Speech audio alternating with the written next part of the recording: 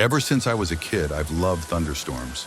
The sound of rain, lightning, thunder, they all fascinated me. Now my 6-year-old son shares that love. Whenever there's a storm, we sit outside on the porch, just watching and listening. It was a hot, stormy August night in Florida. As soon as I heard the first thunderclap, my son jumped up and said, "Let's go outside." I followed him outside, and we ran from the back door to the porch, getting pretty wet along the way. We turned on the heater and the TV and just laid back, listening to the rain and the constant thunder. The storm was approaching. The lightning was so bright and frequent that it lit up the entire backyard. "What's going on?" "I see someone standing in the yard." I couldn't see anything in the dark. I waited for another flash, and then I saw it. Someone was standing by the woods. I told my son to run into the house and turn on the backyard lights. He did so without question. I didn't see anyone else. They were gone. I went into the house, locked all the doors, and turned on all the lights. I didn't want to scare my wife, so I lied and said I saw the person leave. That night, my son stood at the bedroom door scared. He said there was someone at the window. When the lightning flashed, there was no one at the window. But I believed him.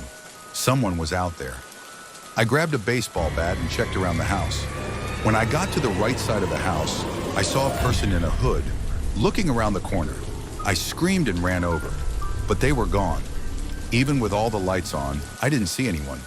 I told them everything was fine, but my wife didn't like hearing that it was a man. Our son slept with us that night. I understand why. I didn't see it, but I can only imagine how scary it must have been to see someone at the window as a child. Luckily, we weren't bothered again, but that night left a haunting impression. Sometimes unexpected moments can turn love into a nightmare.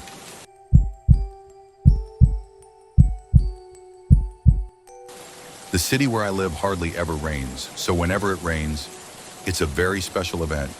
The kids love to go out and play.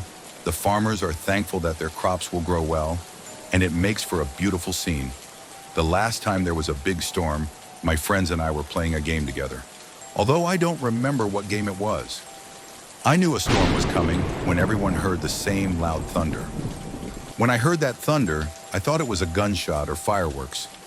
Then I saw lightning outside the window and ran to the window to see the storm coming. What I saw made me much more worried. Across from my house was a man. He was wearing a gray hoodie and jeans.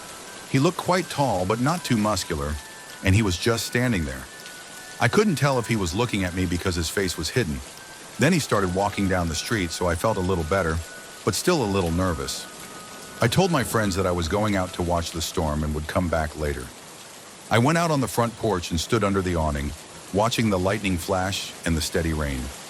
Then I looked down the street and saw him, the man standing on the corner.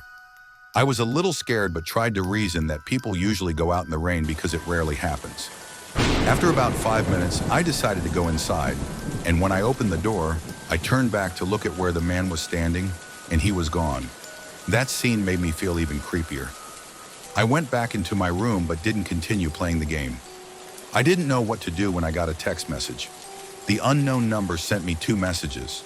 The first message was, "Have you forgotten?" And the second message was, "I know you haven't forgotten." I thought it was my friends teasing me, so I checked the group chat. They all said they didn't do it. I decided to believe them and went to watch TV.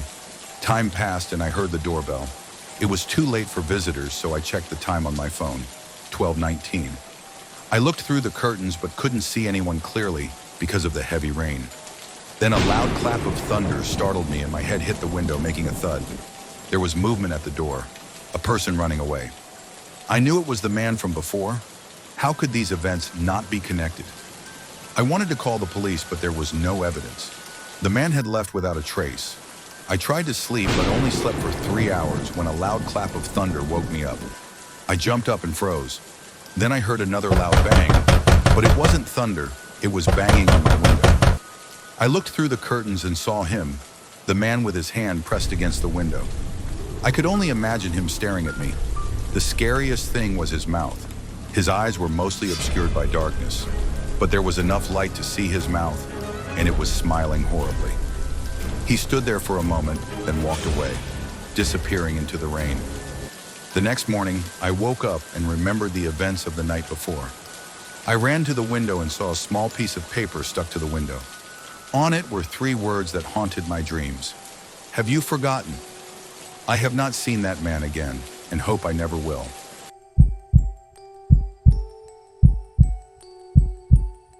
I worked late that night, and the weather was terrible. I left work to go home around midnight in a thunderstorm. I was driving a 2005 Ford Fusion, a small car that wasn't ideal for bad weather and slippery roads. I took my usual route home, and the rain was so heavy that even the windshield wipers on high didn't help much. I could barely see, and I was going 40 mph on a 55 mph road. There were no other cars around me, and then when I least expected it, through the water that was accumulating too quickly for the wipers to handle, I saw a person in white running across the road from one forest to another. I saw them almost too late. I had to brake hard and swerve to avoid hitting them. I swerved and lost control, careening into the grass and hitting a tree head-on. The airbag deployed and my body jerked forward. I couldn't believe what had just happened. I was in shock. I knew right away that my car was totaled, but as I came to terms with what had happened, I started looking around the car for the person who had run across the road. I was in the middle of a deserted highway. There were no buildings nearby for miles and no cars passing by. No one would dare walk around here, especially in this weather at this hour. It was a work night and it was very late, so I was worried that no one would answer. The first person I called was my brother, but he didn't answer. I tried calling my sister, and that didn't work either. I didn't want to call my parents, but had no choice, so I called my dad on the house phone. He picked up on the last ring, and I explained the situation. He told me to call a towing company to tow the car, and he would come pick me up. My dad's house was about 10-15 minutes away. My dad also told me not to get out of the car and to lock the doors. After hanging up, I sat in the car looking around at each window anxiously. I was really scared. I felt like I was going to pee my pants because I was worried about who was out there and if they were intentionally running in front of me. I called the towing company and they came right away. About 10 minutes had passed since the call with my dad. I texted him to ask if he was on his way, and he texted back that he was on his way. I turned on the hazard and was sure that the car hitting the tree would help them find me easily. I looked to my right as if I knew instinctively that someone was there, and I jumped out of my seat, screaming as I saw a soaking wet man standing outside, his mouth in an O shape and his eyes squinted. He put his hand on the glass and started rubbing it. I didn't know what he was doing, but I yelled at him to go away. He tried to open the door but failed, then started banging on the glass. I didn't know what to do but call my dad back. He picked up, and I was almost crying into the phone that there was a man trying to get into my car. My dad was yelling not to open the door and that he was coming. He stayed on the line with me as the man outside started banging on the window with his elbow, making me scream and my dad panic on the phone. The glass didn't break, and as if my prayers were answered, I saw headlights approaching from a distance and stopping behind my car. The man outside looked at the other car, which was my dad's. When my dad got out of the car and charged at this man, he tried to run into the woods, but my dad caught him and beat him so hard that his face would have been covered in blood if it hadn't been washed away by the heavy rain. He held him down while I called the police. The tow truck driver arrived first, and he was amazed at the unusual sight. The police arrived shortly afterwards, and it was a relief to see the man arrested. Not only was he charged with a crime, but we also sued him for damage to my car. His name is Marcus Green. I didn't go to court. My dad and the lawyer took care of it. I don't want to see that person again. His weird face and the image of him smashing my car will haunt me for a long time. I haven't seen that man again and hope I never will.